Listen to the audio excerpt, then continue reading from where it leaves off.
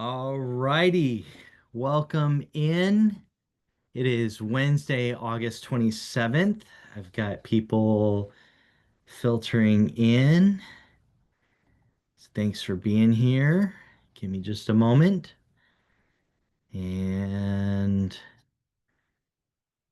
make sure we're live and recording. Cool. All right.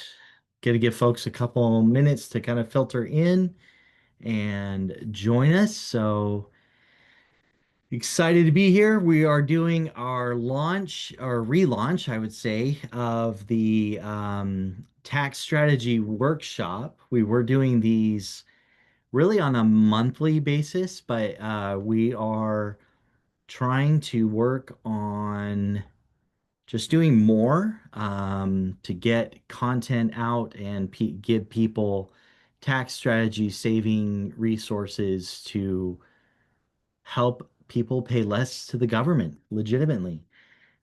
So I'm going to set up my slides here in a minute and give people again a minute to kind of filter in. As you come in, let me know where you're rocking and rolling in from. So let me just say, can you hear me? And perfect. See some folks filtering in. So yeah, just drop a hi, hello, hola in the chat and let me know where you're hailing in from. I see Sean, Mateo, thanks for being here. That way I can know that you can hear me and we're gonna rock and roll. So let's see here. Drop me a chat, a hello in the chat and make sure that you can hear me. Cool. See oh, the chat may be disabled. That might be an issue. So technology, when it works, is amazing. We'll have to double check those. So put in the Q&A if you can't put in the chat, let me know that through Q&A. Part of the problem when you relaunch something is sometimes things get shuffled around. So, all right. Yep, chat is disabled. All right. Well, use the Q&A. Thank you for letting me know that. Technology when it works is amazing. So just drop me a if you have questions, drop me into the chat and let me know or the Q&A and say, "Hey, here's my question." But let me see if I can even quickly find that answer as we let people kind of filter in. I don't want to waste a lot of your time on this. Get going here in a minute. Let's see. Chat. Do, do, do, do. All right. Well, we're not going to mess around with that. I'll get those settings readjusted on the back end for next round. But let's go ahead and jump in, get started. I don't want to waste any more time. So thank you for being here. To be honest, if you're here live, fantastic. Super appreciate that. We get it. Entrepreneurship. I despise the term small business. I say, there's nothing small about being in business. So if you're catching us on the replay, thank you for spending your time here too. So I'll give you a warm welcome. Today, we're going to be talking about the Augusta Rule and specifically introducing the Augusta Rule, letting you know who this is for, how to execute the Augusta Rule, pitfalls to avoid, because there are some pretty big pitfalls that we need to, work on avoiding when we're implementing the Augusta Rule. And big thank you. Just again, your time being here. We got a few people here live, and people are definitely going to be catching the replay. So thank you for being here. So who is this bald man on your screen? I am Chris Middleton. I'm a husband, a father, a self-proclaimed goofball. Love my dad jokes. They don't always hit. I get it, but that's just who I am. Been an entrepreneur myself.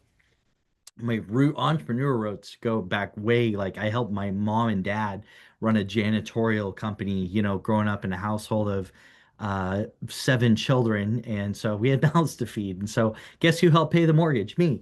As I was child labor, helping my parents, and then went to college and struck out on my own. Been self-employed since 2010, full time. So no stranger to the entrepreneurship world.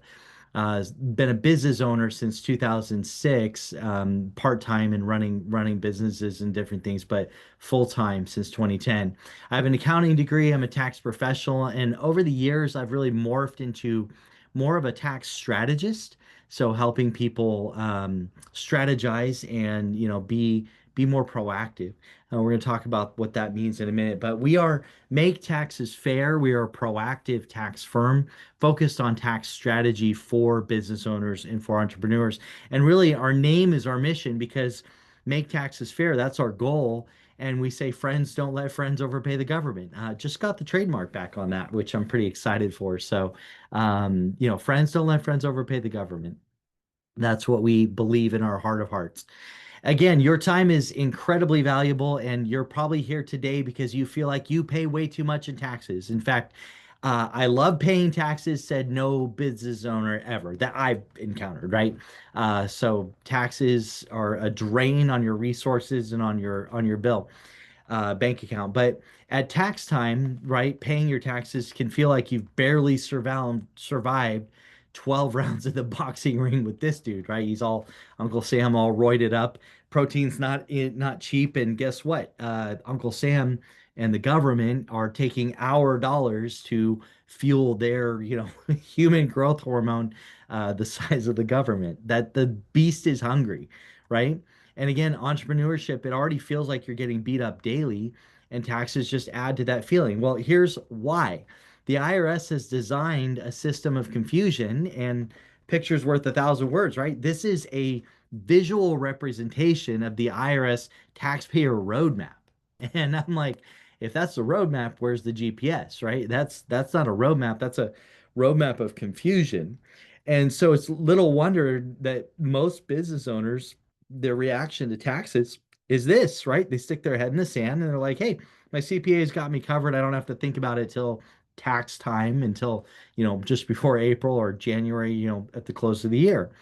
But sadly, that's not the case. Your CPA doesn't have you covered because most CPAs, and no disrespect to the profession, most CPAs are what I would call happy historians, right? And the result of that reactive approach feels like this. You get that kind of complete total knockout at tax time. And navigating the maze to avoid that total knockout at tax time is tricky. Most people, they've tried to ask friends, they've searched Google, even asked, ChatGTP these days, or asked their CPA, and without getting any real results. But that changes today because we're going to deep dive into this strategy today of the Augusta Rule. We're going to give you a complete solution on how to implement that tax strategy now, today. This strategy on average saves our clients a little over 11 grand. We've seen as high as, 30,000, 30, $40,000 in tax savings. But the average is saving about almost a little over $11,000. So today, a little bit of over an hour of your time could yield for you 12 grand and 10, 11, 10, 12 grand in tax savings. And today we're going to drop some really amazing knowledge on you, but I always say knowledge is not power. Knowledge applied is power. And if I had a magic wand that I could wave to translate that knowledge into implementation, I would. Um, but I don't, right? And so what we did instead was the next best thing, like to create something that you can actually use. We worked very hard to create a workbook, right? It's not magic, but in a way it kind of is, because it'll help save you time and help you implement the knowledge today.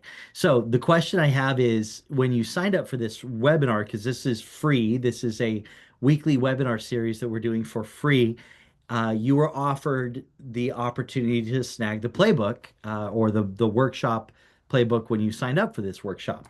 The workshop is totally free, and at registration, we made you that offer that for $1, you could get the step-by-step workbook for this strategy. And I know the chat is disabled, so we'll fix that, but pop in the Q&A. Did you anybody grab that workbook? I'm going to grab the link here. Give me just a quick second and snag that link and put that in the chat. You should be able to access the chat. And if you did not grab that workbook, when you do, or if you do, the workbook comes with a free trial to our VIP tax strategy community. So let me put that in the chat. The link is there. And what that is, when people are like, okay, cool. Who cares? I get a free trial to the VIP tax strategy community. Well, why is that even a thing, or why should I care about that? Well, in the VIP tax strategy community, you're going to find this as well as other tax strategy workshops that as we do this weekly, we're going to be dropping that these replays and the workbook inside of the community. So for $1, you get the workbook today. And I know some people passed up the offer of the workbook, but again, friends don't let friends overpay the government. So we're putting that link in the chat. And for that dollar today, you get the workbook, the free trial of our VIP community, and it's launching soon our AI tax strategy. So those who grab the workbook today, when that AI tax strategy agent releases, we'll be dropping that to you as well. So when you go to that link, you're going to click that Get the Workbook plus VIP. That's the link that you're going to click there. If you're already in the VIP community, you're going to go into our classroom section. So you go into the school community, VIP tax strategy community, and it's in the community training, and that's where you're going to find at the top the tax strategy workbook. It's attached to the Augusta Rule. We wrote an article and put it in there. If you're in the free community already and you're catching the replay of this webinar, if you want to catch it later, is also going to be in our free tax strategy community in the community trainings work area. So while you grab that, I do want to share something with you. So here are some screenshots of that playbook and the workbook, just so you can know what you're looking for when you look at that. There's instructions on how to use the workbook, table of contents. It's fairly robust workbook. We sent it to some existing clients of ours, and they're like, yeah, this is great. It helped me kind of work through the strategy as I've been going. So the goal is that you, with this workbook, is you come out the other side with the tax strategy fully implemented. So today, the strategy of the Augusta Rule fits inside of what we call the Clear Edge framework, and that stands for credits, legal structure, employees, accumulation of wealth and retirement planning, exit planning, deduction optimization, getting organized, ultimately obtaining efficiency.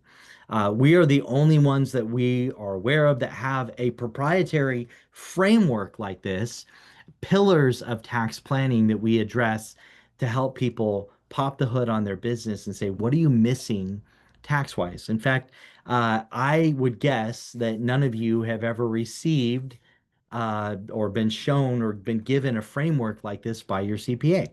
So if you haven't gotten the workbook yet, get that locked in, pull that up. We're gonna lock out the distractions, warm up that pen or note-taking device because we're gonna get started here right now with the Augusta Rule. So the Augusta Rule, again, introducing it, who is it for, how to execute this strategy, and pitfalls to avoid. So let's jump in. Inside of the Clear Edge framework that I just showed you, the Augusta Rule fits into what we call the deduction optimization pillar, right? So what is the Augusta Rule? Well, its nickname comes from the Augusta National, the golf tournament, right? So the Augusta Rule came into play back in the 70s, actually. This strategy has been around for a long time. But before 19, I think 72-ish, you could actually rent your home to others. You could rent your home, and there were people at the Augusta National that were renting out their home, and you don't have to claim the rent. Like before the rule was actually implemented, there was no limit. You could actually rent your home out, your primary residence, not a rental property, and you didn't have to pay rent on the income you collected. Well, coming around in the 70s, they actually ratcheted that down a little bit, a lot of it, um, and took that rule and said, hey, we're still going to let you rent your home out uh, tax free, where you don't have to pay tax on the rents you collect, but it's limited to 14 days per year. So let me show you how this works. So the Augusta rule is this little loophole where, again, your business can claim a rent deduction.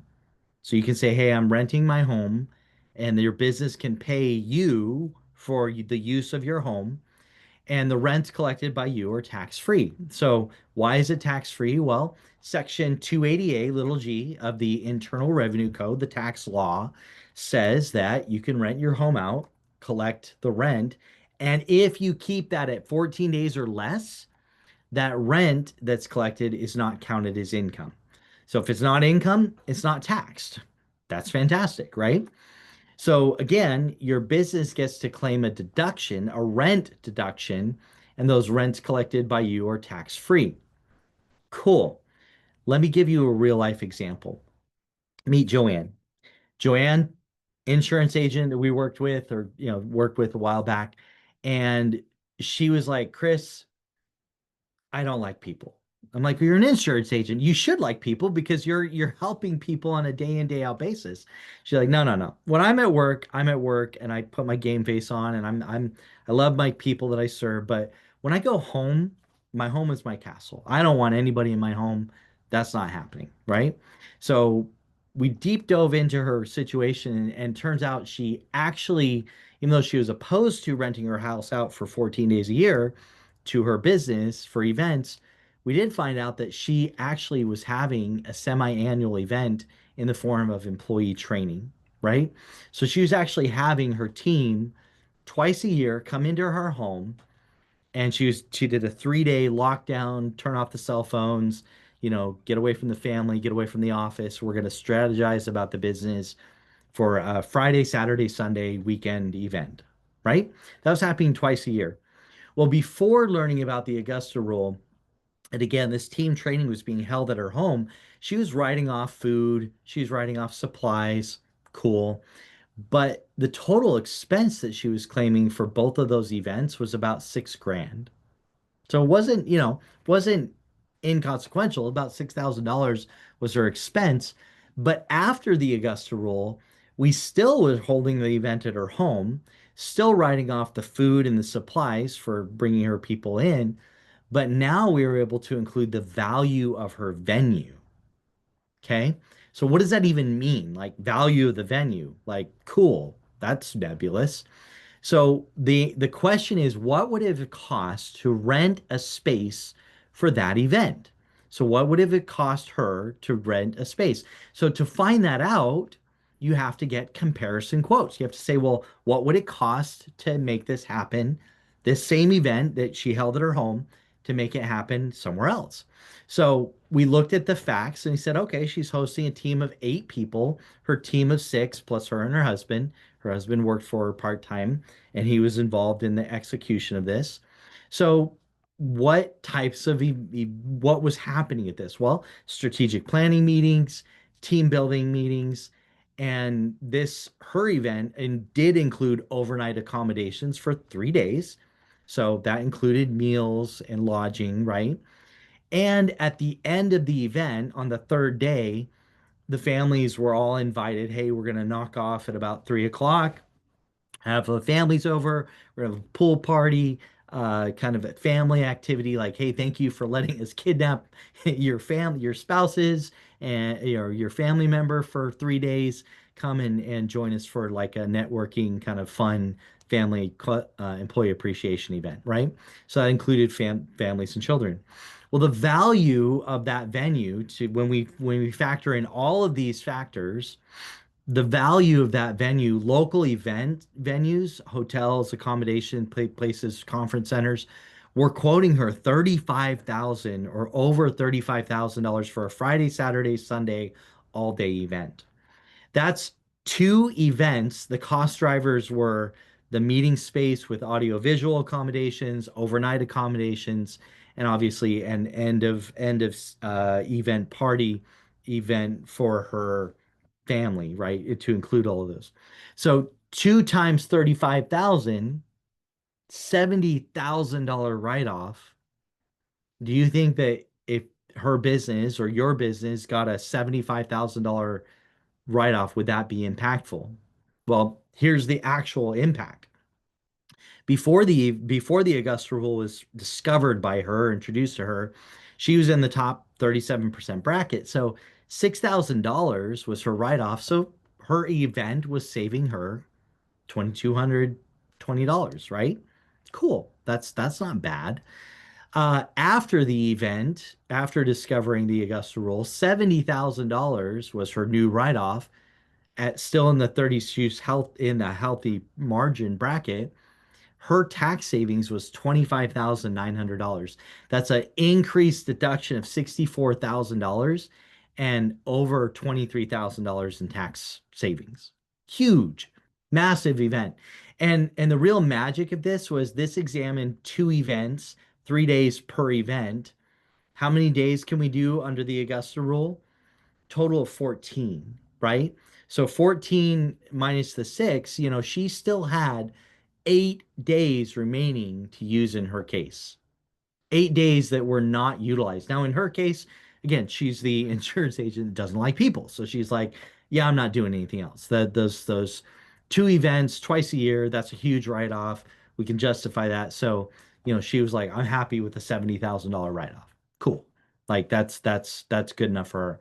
We had additional 8 days that we could have leveraged for her for smaller events, strategic planning, just her and her husband, maybe a business coach or somebody that could say, hey, there's some smaller events that we could have generated another three to $4,000 worth of write-offs. But she said, I'm good with that. Like, well, you shouldn't be because this is impactful. This could generate more write-offs for you than than even the 70,000, which is substantial, right? So, who is the Augusta Rule for, right? Let's talk about that is in terms of who is the Augusta Rule for. You have to have the right legal entity. If you're a sole proprietor or a single member LLC, this strategy, I'm sorry, is not for you. You have not created, or in the eyes of the IRS and the law, a sole proprietor or even a single member LLC. There's no legal separation. You and the business are still kind of considered one and the same. When you create an entity, a multi-member LLC, a partnership, a corporation, in the eyes of the law, you could be considered a separate legal entity. That's where you're renting the home not to yourself, but to a third party, so to speak. You have to have a legitimate business purpose, right? The event cannot be entertainment. So I had a guy, he's like, hey, my kid's turning 2 years old. We're gonna have family and friends. I don't have friends. I don't have family. I have potential clients. I'm like, that's all true. You're self-employed, so your sphere of influence is the people around you and the referral partners or that can do business for you. He's a roofing contractor. But it's like, dude, your kid's 2-year-old birthday is not a business. Like you're going to be paying for therapy down the road. Treat your kid's birthday as a birthday. Treat your business events separate. So you have to have an event that's separate from an entertainment. So a Super Bowl party, that would not qualify, right? You have to really look at it and say, what are the events that I can hold that are legitimately business trainings, business networking. I'll give you some examples of that here in a minute. You have to host the event. So you can't just say, oh, it happened, right? You actually have to legitimately do the work and host the events.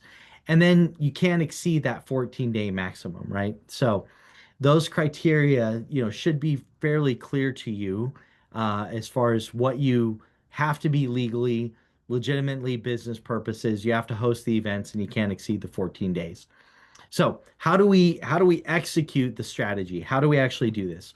This is where my proprietary approach yields better results than anybody I've ever seen.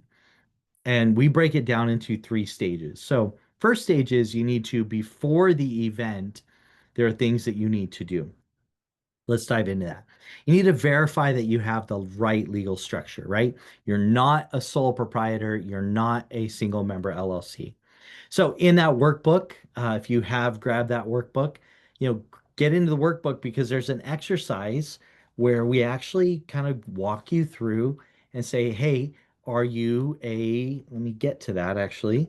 Uh, are you, can you legally qualify for the Augusta Rule? Here, let me share my screen. So here's the knowledge application. Do you legally qualify for the Augusta rule? This is from the workbook. Yes, no, you answer the questions, and if you score yes on all of them, then yep, you're legally qualified to take the Augusta rule. If you answer no on any of them, then hold up, there's some roadblocks that we need to overcome for you to legally and legitimately be able to claim the Augusta rule.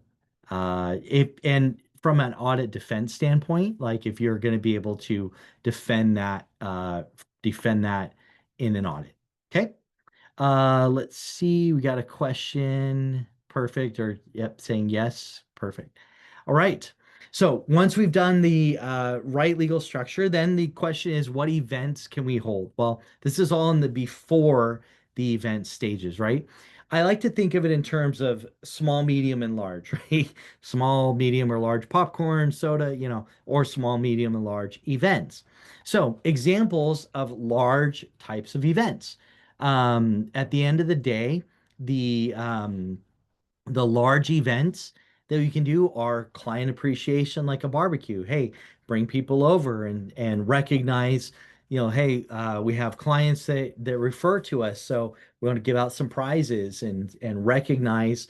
Let's embarrass some people for holding us up and really making us public to the world, right?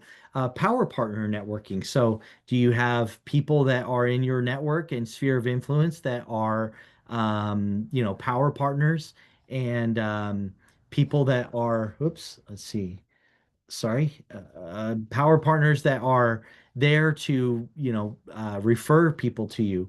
Lunch and learn events, those types of events. Um, Boy, I'm all over the place today. Let's see if I can. There you go. Lunch and learn. So, do you have vendors? Do you have people that are in your sphere of influence that you're trying to say, hey, let's make sure that we do business the right way? Spotlighting another business or spotlighting your own business or even to meet your neighbors. So, the event examples, like we have our insurance agent who did a 3-day event, lots of planning, lots of strategic planning. I have another example of a business owner. She hosts a monthly block party, and the cost of attending that is a can or non-perishable item of food for the local food bank. I love that. I think that's amazing because she's using her business to say, "Hey, let's leverage and create some awareness that there are people hungry outside of Christmas and Thanksgiving, right?" So there are some really amazing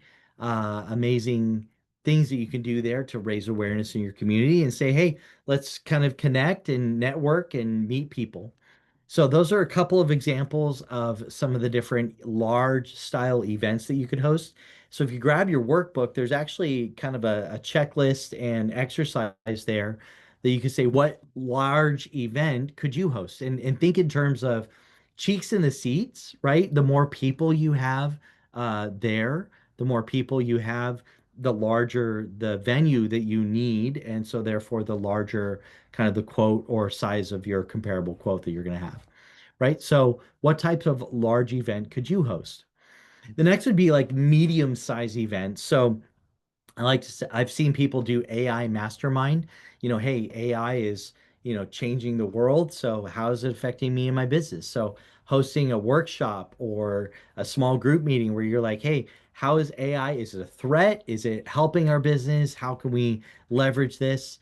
Vision board events, right? You could say, we're going to host a vision board event in January, pull some local business owners together and say, we're going to create and craft a vision board. And then that can leverage into from one event, that can leverage into 4 additional events because you could say, hey, we have a vision board. What is that but a visual manifestation of our goals? Well, now we can have a goal accountability workshop where we have those same people that participated in the vision board come back and say, let's be accountable on our goals. What progress are we making?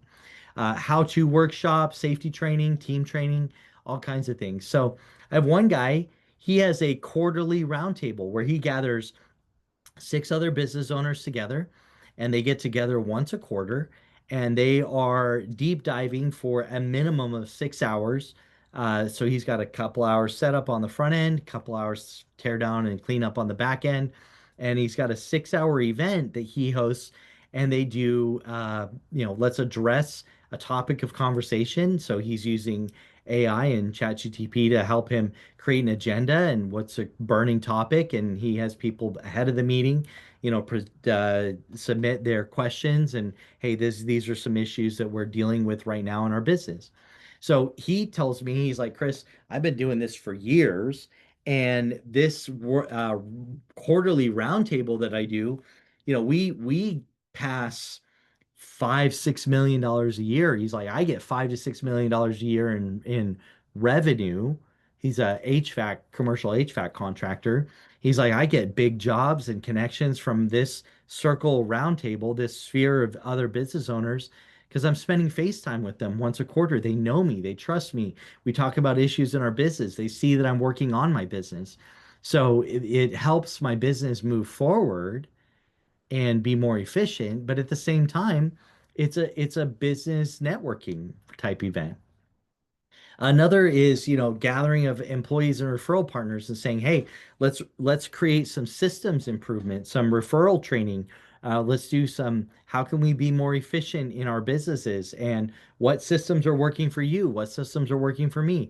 Let's share some resources and gather. So that's kind of a medium size event, right? Less people, not 30, 40, 50, 60 people, but maybe 10 to 15 or 20 people. So again, grab the workbook and say, let's pull that out. And after the fact, we're going through this because we only have limited time and you don't want to spend your entire day with me, I'm sure. But in the workbook is where you can kind of check some boxes and say, what type of medium size event is something that I can hold, right? Something that I can do. Small events are, really exactly that's much smaller, 1, 2, 3 people. Business planning, business training, implementation meetings, strategic partner planning. My business partner is in Nashville. I'm going to be hoofing it out to Nashville here in a month or so, and actually the next 30 days. And my business partner and I are going to be spending some time looking at our KPIs and doing some hardcore business planning and saying, okay, for our next levels in our business, what are we going to do? So that could be a planning event, again, semi-annual, mastermind group, referral training, business planning, strategic planning, goal accountability, right? These are examples of smaller events. And again, think in terms of small, medium, and large type events. So what are the types of small events, 1, 2, 3 people, that you could say, hey, this is the type of event that I'm going to hold, right? So check that out in the workbook on those resources. So once we've gone through and said, okay, what types of events am I going to have? Let's rule out and say, hey, these are not entertainment, right? Not entertainment, because entertainment is not deductible, right? Under the new current tax laws. Um, it can't be entertainment. It's got to be a business purpose that's clear, concise, and say, hey, this is going to help my business leverage forward. So entertainment versus non-entertainment. Again, a Super Bowl party, your child's birthday party, your birthday party, right? Those are events that are entertainment, not business, legitimate, bona fide business uh, events. But and non-entertainment events could be a client appreciation, referral partner, training type events. So grab the workbook, and there's going to be a section in there that's going to say, are you accidentally planning an entertainment event? There's a quiz included in there to help you identify. So the purpose of the workbook here, let me go grab that. Um, if you go through these exercises in the workbook, and you can clearly answer, and say yes or no. Let me share that page. You're going to be able to see, hey, Is the event primary social? And the answer is no, like legitimately no. Would you be able to host this event if your business did not exist? If the answer is yes, then okay, is there where's the business purpose, right? If you're, hey, Super Bowl, whether I have a business or not, if I host a Super Bowl party, like that's the idea there. So if you go through and you're like, hey, they're all no, you're likely in safe territory. If you've got a mix yes and no, then you got to ask yourself, like, is this really a legitimate business, or is there the element of entertainment? So pause for a moment, create this, because if you go through this and if an audit happens and occurs, you can look at the IRS auditor and say, look, I went through and planned the events. I kind of figured out, hey, do I have a small, medium, or large event? What is that event going to be? Right? I did the work in this workbook. And then I actually went back and double checked myself and made sure that this wasn't an entertainment event, that this is an actual bona fide, I love that term, bona fide, legitimate business, like purpose, legitimate business reason, right? So I didn't just kind of pull this out and say, hey, I'm doing entertainment type activities. Now the next question is, what's the business leverage? Again, this is really tightening it down, doing the work to say, hey, not business. I've got a clear agenda. I've got a reason to have this. It's going to benefit my business in this way, right? Having that one fellow who had the quarterly mastermind, he generates an additional $5 to $6 million a year in revenue, right? To add to his already healthy business, and it helps him problem solve for issues that are ongoing in his line of work or his industry. So there's a plan, there's an agenda. You can clearly say, hey, I'm not doing this for fun. We're getting work done here, right? So there's a business leverage quiz that's included in the workbook to say, hey, how is this event leveraging my business forward? How is this event helping my business? So you can see, if you're doing the work here, if you're taking care of these items and generating the process of checking the boxes, right? If you go through this, you're going to be able to say, hey, if you're ever questioned, you're going to be able to say, hey, this is legitimate. I'm going to be approved. If this is ever questioned in audit, I'm going to be come out clean on the other side. And that's the goal, is we want to pay less to the government legitimately, with the peace of mind that we're not going to go to jail or have huge. I had a new client to us, and his prior CPA did some things on the tax return, and I'm like, yep, that's not good. And they got audited, and ended up, the client had to pay $180,000 in taxes. Um, on this issue, and currently we're fighting a $94,000 penalty issue, right, on top of the 180 grand tax bill. Again, this is a former accountant that handled this issue, and I was like, yeah, that should not have been done, and I can tell you why. They didn't have the documentation for the strategy, so they got nailed, and as a result owed a lot of taxes. We don't want that. And so do things the right way the first time, following a workbook and doing the work to execute the strategy the right way. So now we get to the biggest question that, people are like, okay, most people when they're dealing with the Augusta Rule, they skip the pre-work. They're just like, oh, I'm gonna have an event, and they don't dive into the details of what they're going to be doing. But folks, the devil is in the details, right? If you're going to say, I'm going to get a quote, and you call up an event center, you reach out to a place and you're like, hey, I want to have an event for 20 people. Cool. What are you going to be doing? Well, if you don't have those details, as in with the case with our fellow who's doing the quarterly mastermind, hey, I need a conference room that's going to be at least this size. We need to have room. These guys like to pace, guys and gals, they like to walk around while we talk. We want to get up and stretch. We got to have audio visual equipment. Like, getting really detailed and granular on what you need to set up, and going through the motions of planning what the setup's going to be, is going to enable you to get a better quote, right? And I say you should really get a minimum of 3 quotes per event or type of event. Um, so if you have, hey, I have 4 major barbecue, client appreciation, mix and mingle networking type events per year. Well, I can get three quotes. I don't have to get three quotes for each of those four, so I don't need to get 12 quotes. I see get three quotes for that type of event, right? And now I could say legitimately, I could say, oh, that size and that type of event is going to cost around this. Let's say 4 grand for the total. Um, okay, so 4 times 4 is $16,000 for the year. I can reasonably say that those three quotes will serve that event type. And you got to establish that fair market value for equivalent space, right?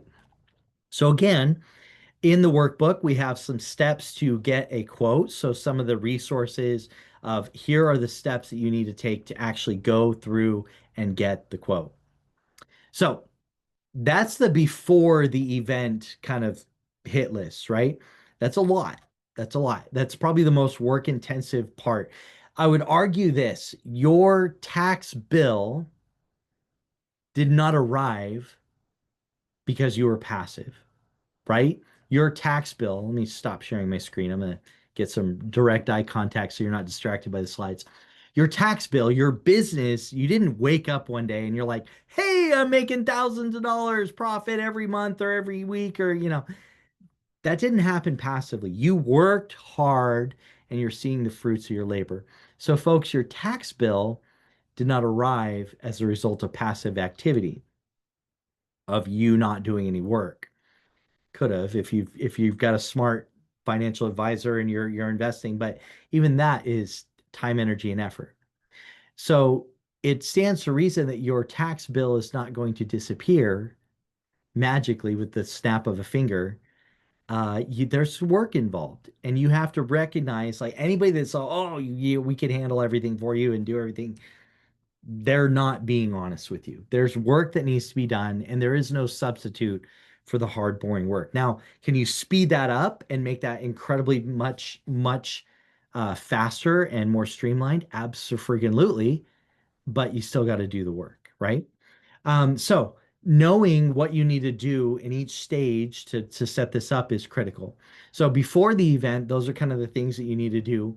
Then there's during the event, right? So during the event, there's some things that we need to do. So you've laid your best laid plans of mice and men, right? You've laid your plans, put them into motion, and now you're ready to execute. So now you really need to document the event. Proof that the event occurred, right? Photos, my gal that does the block party networking, she's a realtor. She has people over, puts the can of food or non-perishable item for the local food bank. She's taking pictures of people. She's taking pictures of that, full barrel of food or items, coat drive, whatever it is that they're doing that month, of the things that they were able to give back to their community. And then she uses that as social media. She posts that out and says, "Hey, I'm so proud of my community. We raised X dollars," and she has a QR code of a banner, a block party hosted by her business name, and there's a QR code on the corner. So if people show up and they didn't bring it, they're like, "Oh, I'm just lucky to be here. I barely made it here alive, grab the kids, but I'm here. I just forgot the food." She says, "No problem. There's a QR code. Just scan that and donate $5 to the food bank. All good." Right. So she's got proof. And then there's the agenda and notes that she takes, planning, all those things that say, here's what is happening and proof that the event happened. So grab the workbook again, because at this section, you're going to say there's a document like a pro kind of checklist resource included there that it's going to help you kind of say, hey, here are the things that need to happen during the event. Okay. So now we move on to after the event. So we've got before, during, and after the event. What needs to happen after the event? When all those are kind of put together, there we go. We got the magic that's occurred. But pause for a second, because after the event, this is the fun part, right? You've already done the before the event, you've done the planning, the agenda, the quotes, you've sent out invitations, you've got all that documentation. During the event, you've taken pictures, created your notes, hey, here's what happened at the event, had your agenda that you can show you've checked off, followed the agenda. So now we get to finalize the write-off. Now we get to create the invoice and say, hey, using the quotes that we've created and gathered, uh, we're gonna submit the invoice to our company and write the check for that rent. Hey, so now the business gets to send you money for the use of your venue. And you categorize that expense as rent on your business profit and loss, right? As an expense, it goes into the rent category.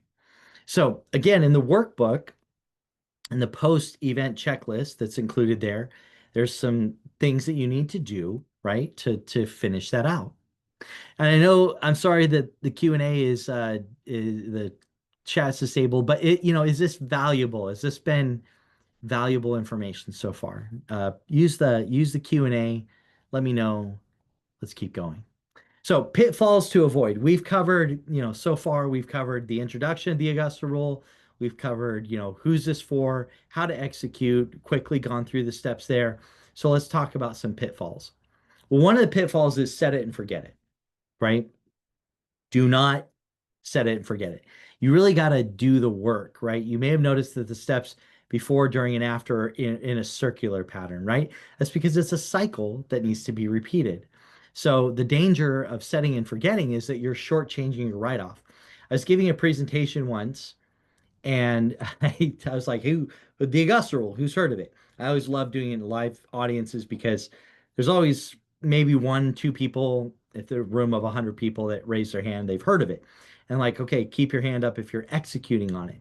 I've only had one time where the guy kept his hand up and I was like, oh, that's awesome. How much are you charging for your events? And he's like, oh, $1,000 a month. I'm like, cool. What types of events? And I was like, there's 12 months in the year. So you're only doing 12 events? He's like, well, yeah. And I said, so you're missing 2 days out of the 14, but continue.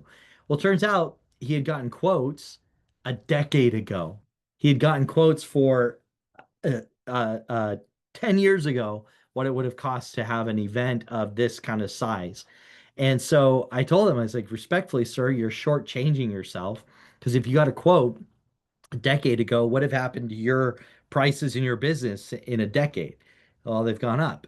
Yeah. So it's going to be the venue value. So we actually synced up later and he was shortchanging himself to the tune of almost $20,000 a year as a write-off, on top of the 12,000 that he could have taken or he was taking, right? There's some other issues there, but um, not planning and documenting the event is another pitfall. So, when you don't spend the time to document or plan, you miss out on the potential, hey, this is an ordinary and necessary expense. So if you're taking the time to properly plan the event, small, medium, large, nail down the documentation, that's really critical to preserving your tax write-off, to preserving your deduction, right? And that shows the IRS, hey, I'm not just saying I had events or I'm not just throwing it out there. That's the bona fide legitimate business purpose to show that, hey, this is an ordinary and necessary thing that my business needs to leverage forward. These are the bona fide legitimate business reasons that we're hosting these events and doing these things, right? So taking the steps to properly plan is absolutely vital. The other pitfall is failing to get comparison quotes, right? And you'll have to forgive me for a minute if you have young children in the room, please cover their ears because I'm about to say a dirty word. I want to tell you a story about, yeah, we're going to talk about it in audit. Yep. So there was a case, sorry, jokes aside, there's a case that was argued in 2023, I believe, and in a nutshell, the taxpayers, they had an S corporation that was renting their personal in Spinelli versus Commissioner, IRS Commissioner, right? And we don't mind audits, right, when they happen to other people, but they give us kind of insight on what to do or not to do in the case. So in this case, the tale of three brothers, the Spinelli brothers, they had over 3 years, they had paid over $200,000 in rents, and those rents were questioned. They're like, "Hey, that's a lot of rent over 3 years to be claiming." And the IRS questioned it, and the Augusta Rule. They said, "Hey, we're doing the Augusta Rule."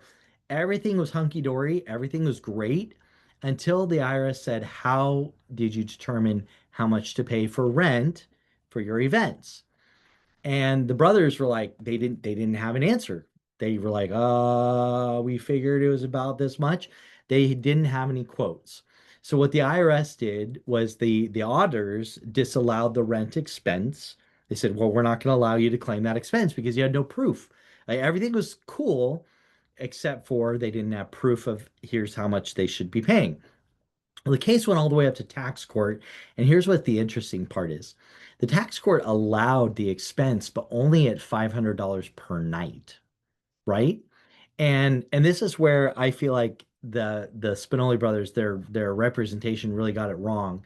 Because when I host, or like let's take my realtor gal who has the backyard quarter monthly block party, right? Where she does the can of food for the cost of admission.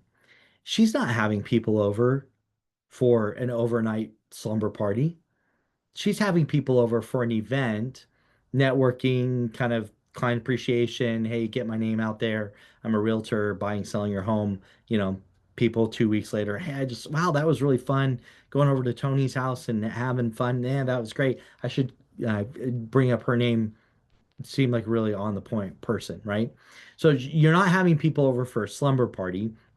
When I do a CEO and cigars event at my home, I'm not having the guys, we're hanging out, we're talking shop, sharing cigars. I'm like, I'm not a cigar connoisseur, but trying to learn a little bit about that, right? Expand my palate and my knowledge of some things and talk shop while we converse and enjoy a cigar together. But I kick the guys out. I'm like, hey, go home. I don't want you to spend overnight. So the point is, and the moral of this sad story is there's no substitute for the hard, boring work. You've got to get the quotes, right? You really have to do the work to get the quotes to justify the expense. Real quick, I'm gonna give a myth boat kind of a bonus Mythbusters tax edition. There are people that say, well, I have to report the rents on my tax return. So there are some people that say, hey, this is tax free as long as you follow the rules and keep it on 14 days or less. But it's a myth that you actually have to report the rents on the tax return. And remember that the Augusta Rule is tax free. And so when CPAs say, well, we still have to report it on the tax return and exclude it, that's actually false. You can, but per IRS publication 527, which says if the home is used but rented less than 15 days, if you use the dwelling unit as a home and you rent it for 15 days during the year, its primary function is not considered to be a rental and should not be reported on the Schedule E. Form 1040. So per the IRS publication 527, which I've gone and checked recently, you are not required to report the rental income and rental expenses from this activity. Any expenses related to the home, such as mortgage interest, property taxes, etc., will be reported normally as allowed on the Schedule A. That's verbatim from IRS publication 527. So you do not, there are CPAs out there that say you should issue a 1099 for rent paid to you from your business entity. You should report the income. You are not required to do that. You should draft a simple rental agreement, again, between you and your business entity to say, hey, I am renting my house to the business for this event, blah, blah, blah. But you're not required to report the income on your Schedule E. You can report the Schedule E income as rents collected, and then there's an exclusion that you zero out that income on the Schedule E. And you can do that, which can sometimes help you in terms of underwriting for a loan. You're trying to qualify for either a personal mortgage or a rental property or something like that, right? So you can, but you're not required to. We go into more detail in the workbook, but the last pitfall that I'm going to address is exceeding the 14-day limit. Renting your home for 15 days or more triggers all of the rental income to become taxable, right? So again, IRS publication 527, renting the home 15 days. So if you use the dwelling and rent it for as a home and rent it for 15 days or more, all of that rental income is included. So don't do it. Keep your total rental days to 14 days or less during the year. And that includes if you have a second home. So again, in the workbook, there's some pitfalls to avoid resource there. Want to make sure that you avoid those pitfalls. I think we bring up in the resource, the workbook, like if you have an Airbnb, like, hey, I've got a second home, but we treat it as an Airbnb. Well, clearly you're renting that out for more than 14 days per year. So don't use that home as an Augusta Rule event venue because it's your second home and it's not your primary. And at the end of the day, you are renting that out for 14 days or more per year, right?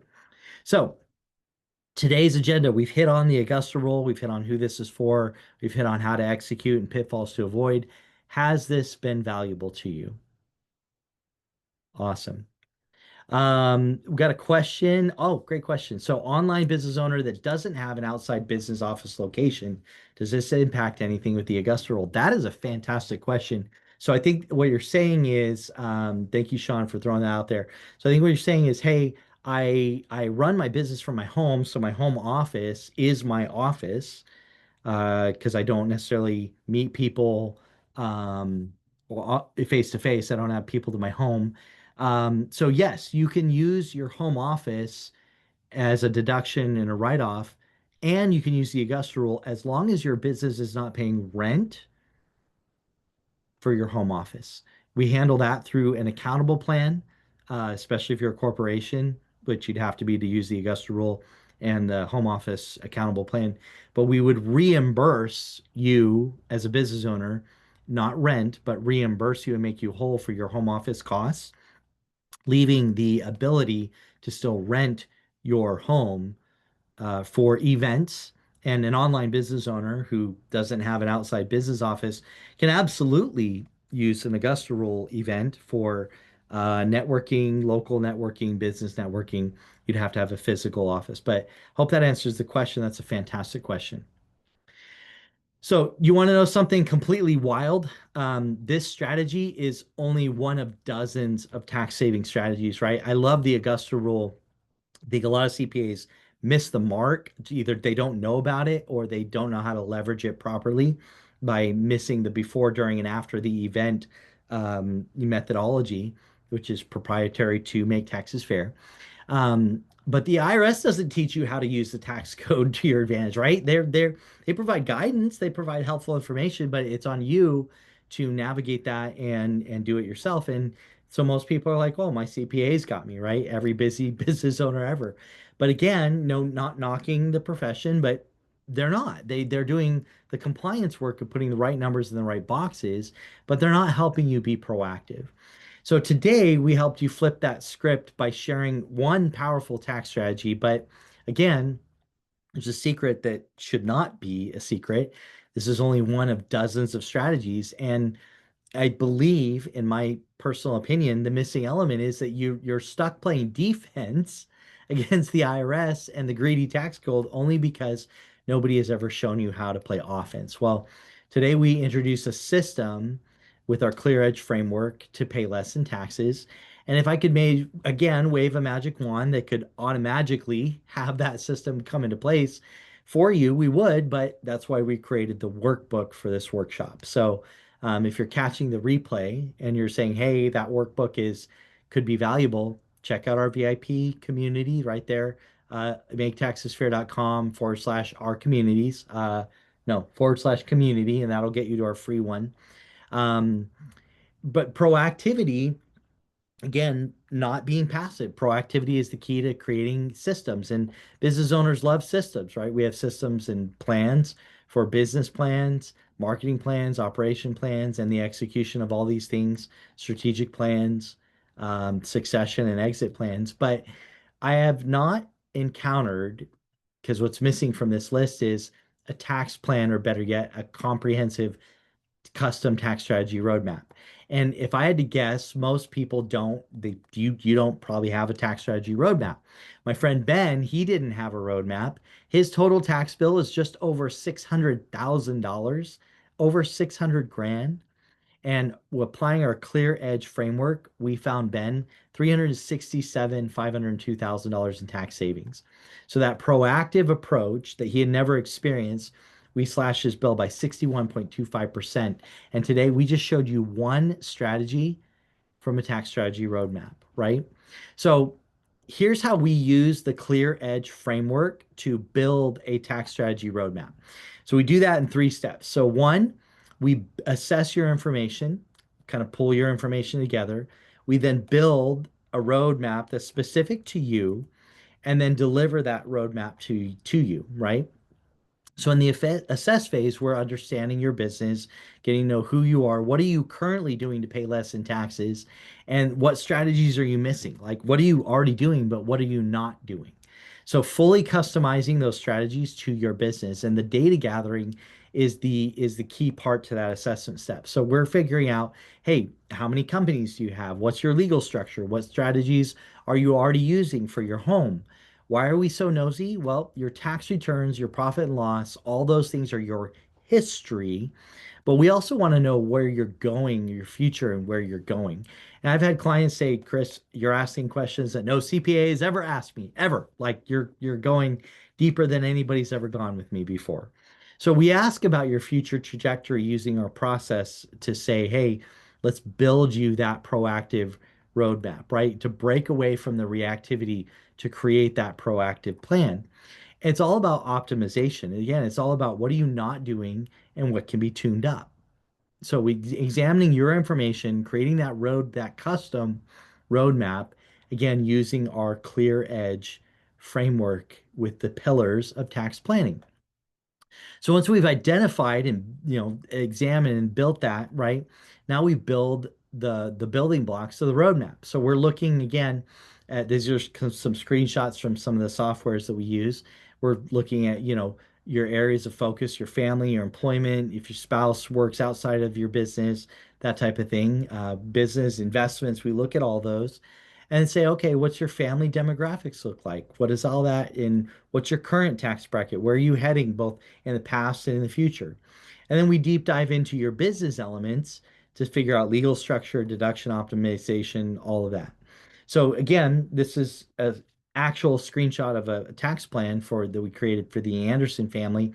Found $37,000 in tax savings, but more importantly, we dropped them two whole brackets from the 24% down to the 12% bracket, right?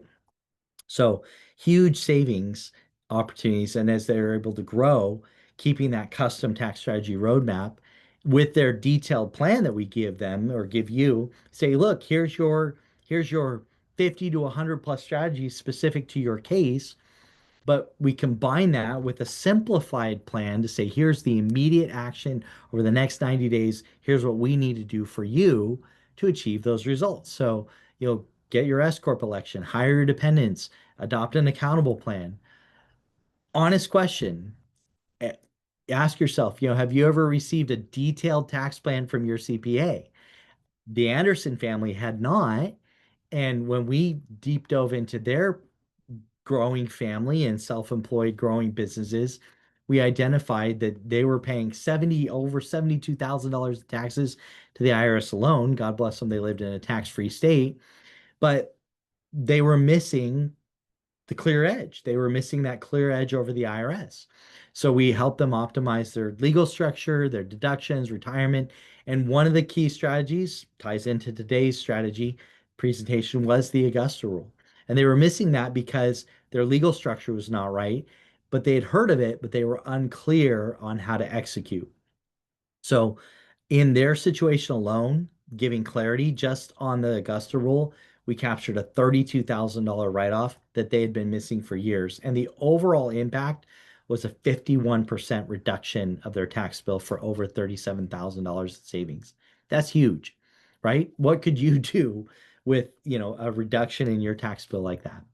So again, if you've never had that your taxes examined, the last step in the tax strategy roadmap creation is to deliver the roadmap and say, here is your strategy. And we do that in a personalized meeting. And that's where we sit down with you and say, look, here's the things that you need to take action on right now over the next 90 days. Here's the first steps in your roadmap. And then we give you resources to say, here's how you can execute on those. What happens after we do a delivery meeting? Well, we give you your results, and then in the process, we built your plan, delivered the results, and now it's on you to implement. Now you can choose to either do that with us, or you can say, "Hey, I'm going to implement on my own and kind of keep that plan in attack mode on my own." So we offer kind of a DIY and a done with you, done for you path. But bottom line is, again, action requires active results. And welcome to fabulous vagueness, right? If what starts in ambiguity stays in ambiguity. So if you don't do something with the knowledge that you've obtained today, which we've shown you a very powerful tax strategy, it's just going to sit on the shelf and collect dust, and you're going to continue to contribute to our national debt. So I want to take a minute, wrap up here, recap. Today we've shown you the powerful tax strategy of the Augusta Rule. We talked about the IRS system of confusion designed to really make you feel like this, right? With your head in the sand. My CPA's got me covered. Most CPAs don't. They're happy historians that are doing the compliance reporting, which is important, but leaves you end up feeling like this total knockout at tax time.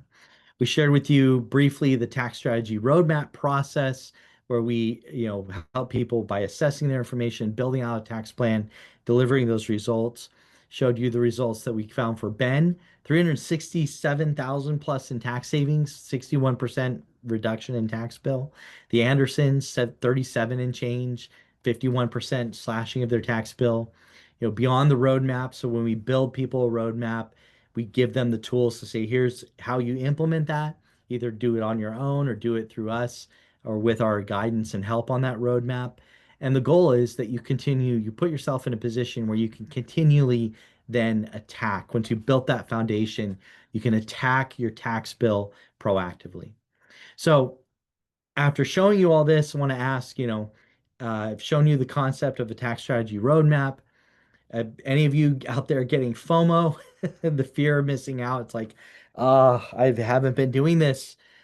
I haven't been executing on the Augusta rule. And are you frustrated with your tax situation? Well, our average client that we work with slashes their tax bill by 50%. That's our average, sometimes more, sometimes less, but that's our average. And if I had to guess, your taxes have never been put through something like the Clear Edge framework. So if you're ready to stop wasting money on taxes, if you think that, hey, looking at my tax bill and cutting it by 50% or more, what would I do with that found money? Right? The concept of a tax strategy roadmap can make complete sense. And here's something I didn't tell you though. We guarantee our results with the tax strategy roadmap. So when we work with people to create a roadmap, we actually guarantee you that we'll show you a minimum of 75,000 in tax savings. 7,500, I'm sorry, 7,500 in tax savings. Our average, again, it's going up right now, but our average to date has been we've been able to show people 21,397 in tax savings on average. So we guarantee you, if we can't show you the 7,500 bucks, if you see that and want to see what your savings are, then we guarantee that we'll work with you until we can show you that.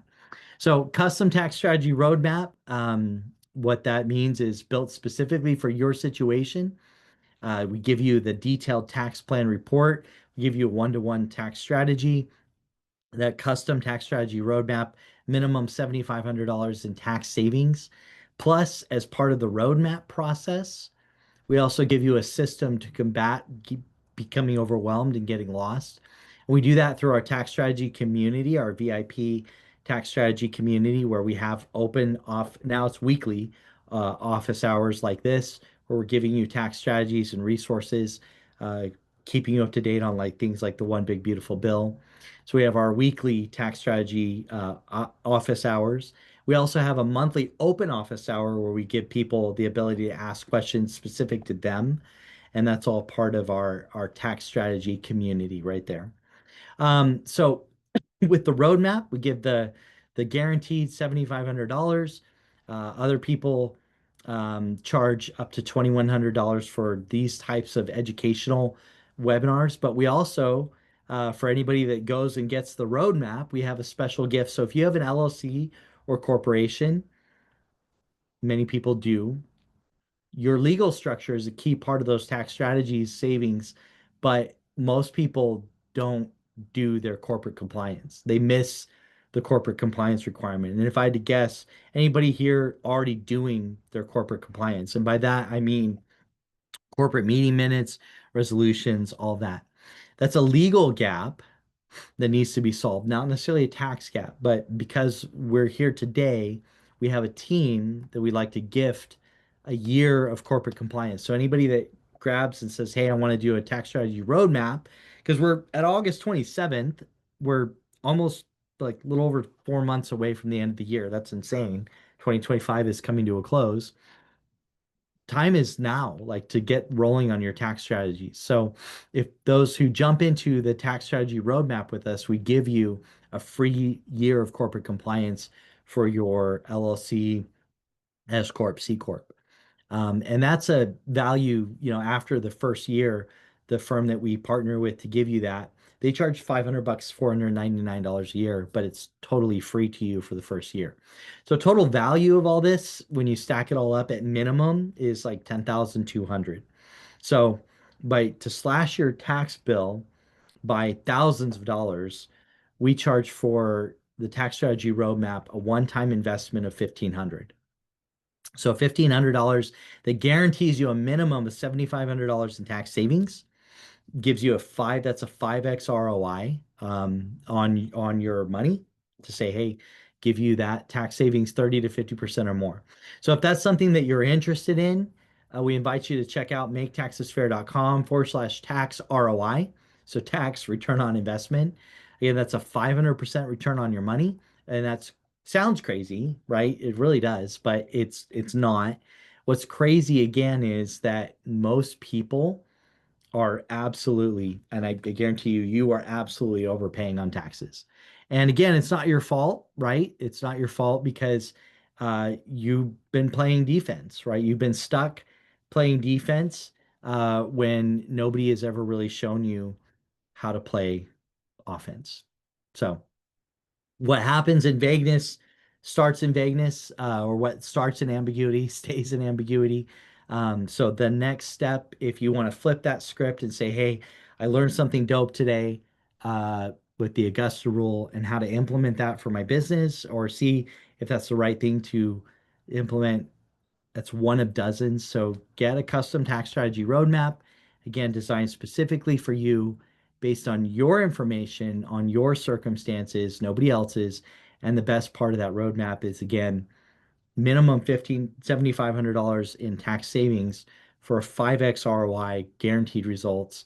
That if we don't get that for you, we'll work with you until we see those results. And what that means is, if we meet and you're like, hey, your business revenue is not right, or you've had some issues and you're growing, guarantee that we'll continue to meet with you and set a pattern of, hey, let's get back together, refresh your tax strategy roadmap, and help you implement those savings. And when your business is at a point where you have the revenue that's justifying the tax bill, or the government says is justified, we'll help you save that minimum of $7,500 or more.